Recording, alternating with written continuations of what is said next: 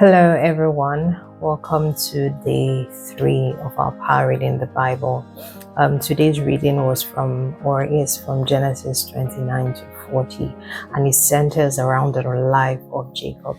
So we ended yesterday with seeing him flee from his father's house to go live with Laban, his mother's brother, to escape his brother's wrath.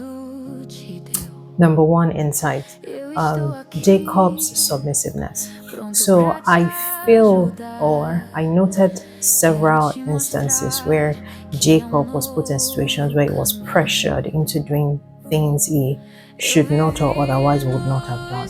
First of all, starting from his mother telling him to deceive their father, to even though he initially resisted, he eventually complied, to Laban giving him the wrong wife, to Laban changing his wages multiple times, to Laban telling him not to leave when he wanted to leave initially, to the constant tussle that was in his household, even to the transactional interaction that seemed to happen between his wives, with him always caught in the center.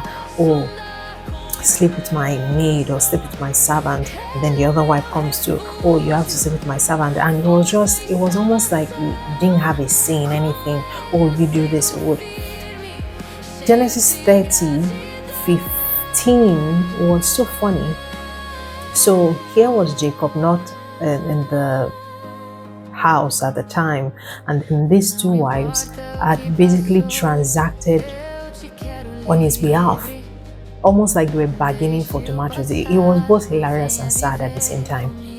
And then Jacob gets back, and Leah wasn't even nice about it, and she goes to him and says, you know what, you need to sleep with me tonight. I have paid for you with my son's mandate.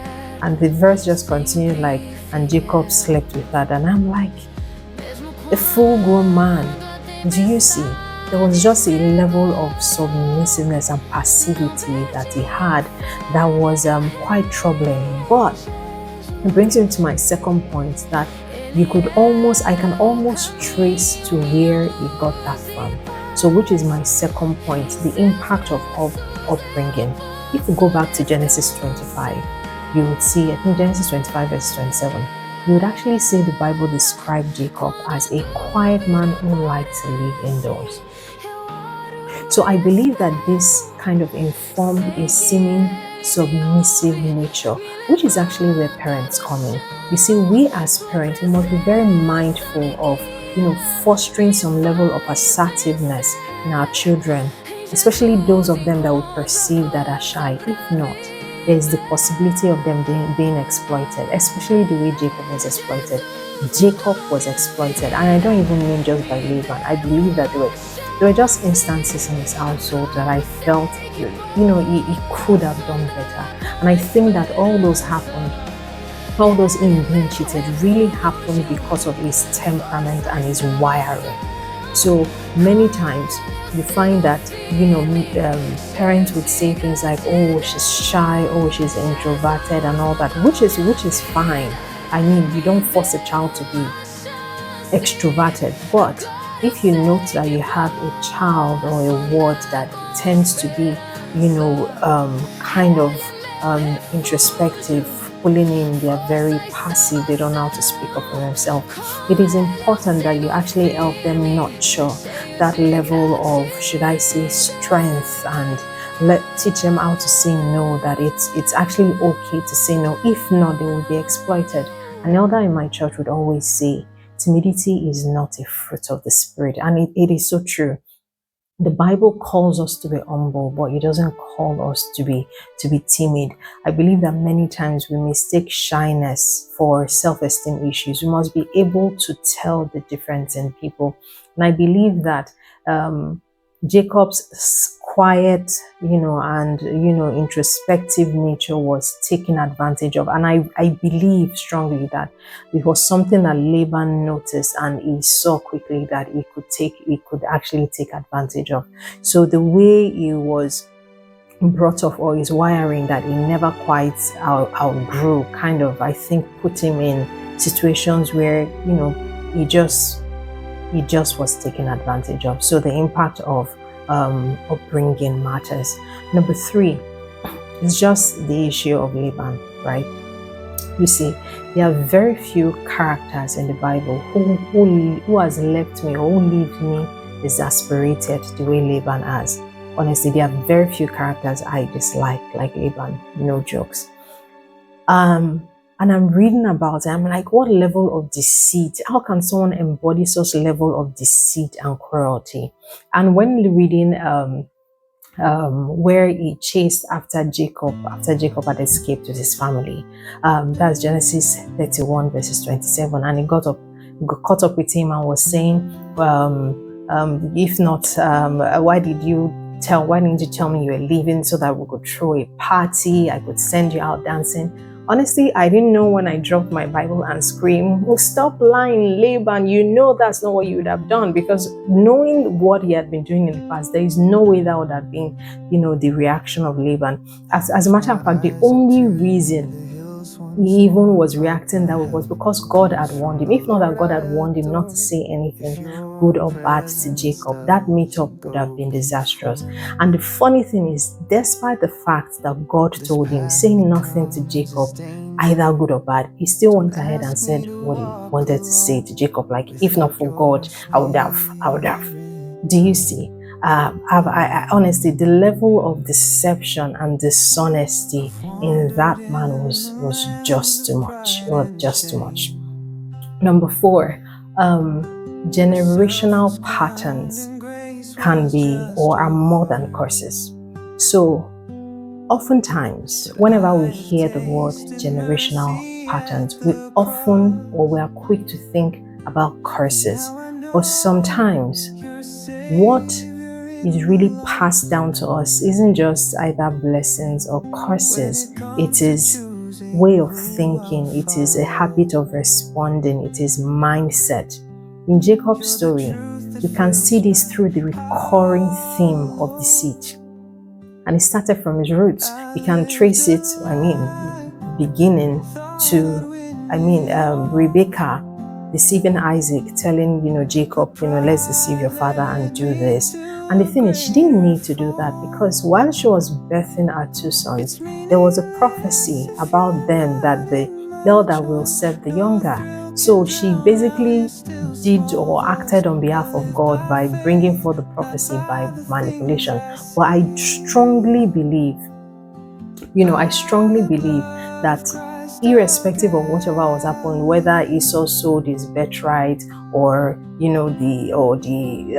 she lying about change or go and kill the animal and do all that, I believe that God would have still looked for his way to orchestrate what he wanted to do.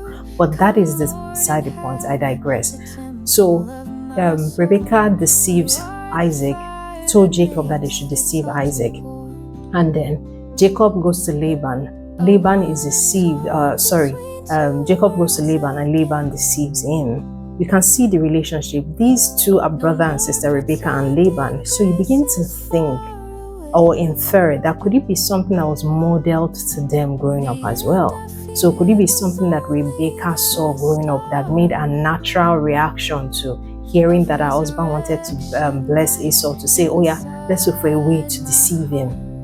And then Laban's continuous deceit. You can see that probably it was something that was common in their household. So Laban deceives Jacob with the wrong wife. Laban, changes wages multiple times. Laban. And then, of course, Rachel picked it up as well. Rachel goes to her father, steals the household idols.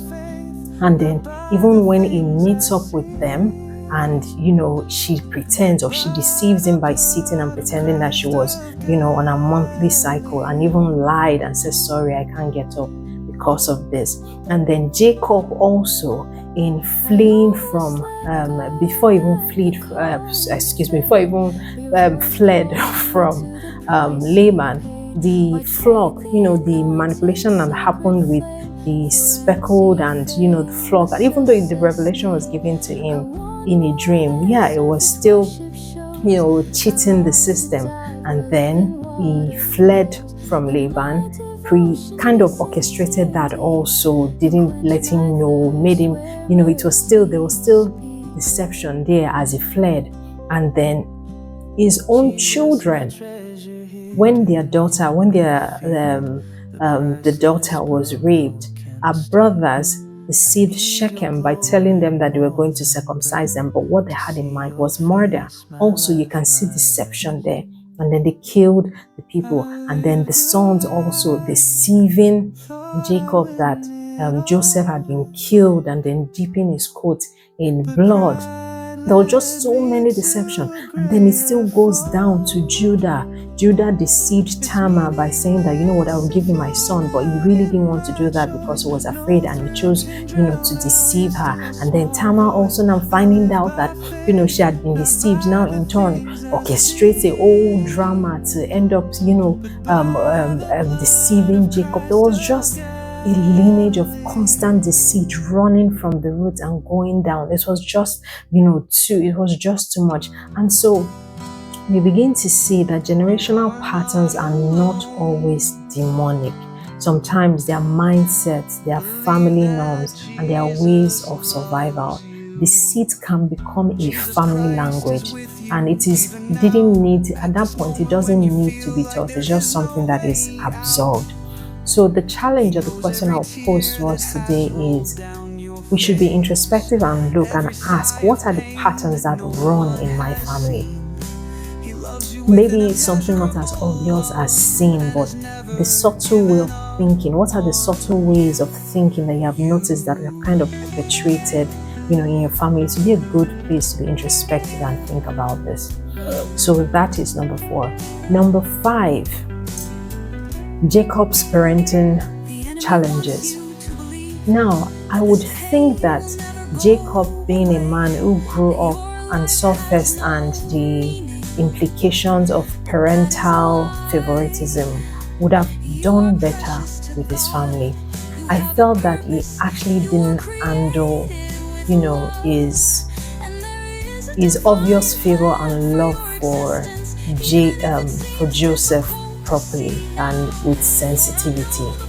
And honestly, even though Joseph had his flaws, I felt that the way that Jacob went about his parenting actually kind of set Joseph up for failure and for hatred from his brothers. Do you see? So it's not just in, the coat of many colors. It really was written, many times, in the Bible. And I think what really drew my attention to it, and what I felt was kind of I wondered the thought process of what was going through Jacob's mind when he was doing that. But it was such a glaring show of the value he placed on the lives of their children. What happened of his children? What happened in Genesis 32 when he was, heading back to his hometown, for his town, and he was afraid of meeting up with Esau, and he had been given information that Esau was coming. So of course he was afraid. And then Jacob started to arrange his children and his wives in the order in which he preferred them. So this was basically what he was doing. The wives of the servants, the servants he put in front with their children, then the next one with their children, then Leah with her children, then Rachel. The reason why he was doing that was in case Esau attacked, so that if he attacks the first one, the next ones will be able to run. But he arranged them in such a way that even the children will be able to see glaringly that this was the value of the father. So what he was just showing them was, if there's an attack, let him kill you guys first. And he purposely kept Rachel and Joseph at the back, like spaces behind the others. And I'm not talking of them standing shoulder to shoulder. There was a traveling distance between them. Children are smart, they will notice these things. And that was such a show of, I don't know, there was just something really about that I felt that must not have been a very good thing for a child to observe. Even that singular thing alone was enough to make those brothers hate Joseph for generations. Do you see? So I felt that being someone who saw my mother preferred my brother, my father preferred my brother, my mother preferred me, and this was the drama that ensued where I had to take, and he saw the implications of it. He could have managed it or could have handled it with sensitivity. I'm not saying there are some children that are easier to raise. There are some children that are just loving. They are just so easy. They do what you ask them to do. They do not give you wahala or stress. But even in that instance, to one must learn to manage yourself well. All the cases of sibling, should I say, rivalry or dislike or hatred that I have seen, 80 to 90% of the time, it is never an issue with between the siblings themselves. It is usually the issue between how the parents actually respond to a particular sibling. So I feel that Jacob had parenting challenges that he didn't manage well. Then number 6, there is no amount of curse or yoke that cannot be broken when you become restless. And Esau was just a beautiful testament of it. Being one who had all the blessings given to his brother, you can actually see at the end that he prevailed. You could see without being told that he indeed broke his brother's yoke off his neck. Number 7, the God's faithfulness to his vows. I find that God is really faithful to his vows. So in Genesis 28:10 to 22, you can see how Jacob, when he met with God and his vow at Bethel, he used that vow to demonstrate his commitment to God. And then later in Genesis 31, God now acknowledged himself as a God of Bethel. God literally called himself the name that Jacob gave him. And later when God, saw him, God introduced himself and said, I am the God of Bethel. But it was Jacob who gave him that name. So it's almost like I gave God a name, and based on my demonstration of my commitment to God. And the next time God sees me, instead of God just saying God introduces himself by the name I call him. I think that is beautiful, and that God values our vows, the vows we make to him. He values it because he's a God that keeps his word, his vows. So when we do make vows and commitment to God, he takes it utterly seriously. So these are my insights for today. We have begun the story of Joseph, but I would like it to flow into, because tomorrow we'll begin to look at the life of Joseph, and it has already started, but I want us to look at it in full tomorrow. So keep reading, and I still continue to pray for grace for you as you continue on this night-to-day journey. Bye.